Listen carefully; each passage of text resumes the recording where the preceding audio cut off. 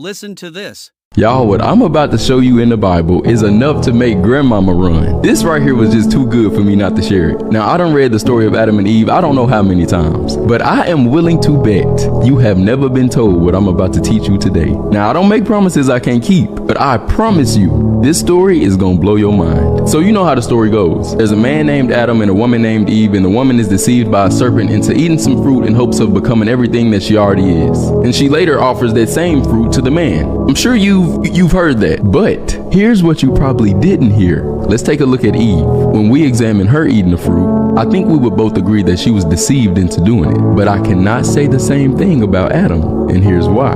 Contrary to what you may have been told, Adam wasn't deceived. Adam was influenced. Now stick with me, because I'm about to say something and only 3 of y'all gonna catch it. What was Eve made from? Adam's rib. You still ain't got, see, you slow, but you worth waiting on. That's why I like you. Let me repeat this thing back to you to make sure that's you I'm talking to. Eve was made from what? Adam's rib. So that makes her the flesh of his flesh and bone of his bone, right? Okay, now don't let this go over your head. But if Adam knew that God told him not to eat from this tree, but he decided to do it anyways because Eve offered it to him, that means the reason he disobeyed God was because he was being influenced by his flesh and not by the Spirit. Now watch this. So he denied the Lord to please his flesh, and that's what leads to sin. Now don't miss the message here, because I'm willing to go as far as saying sin wasn't the problem here. People pleasing was. Sin is just one of the symptoms you get from it. See, what people pleasing will do is it will get you into battles that the people that you're trying to please won't be there to help you fight. Now there's a whole nother part to this story that I didn't even bother today because I know you got stuff to do.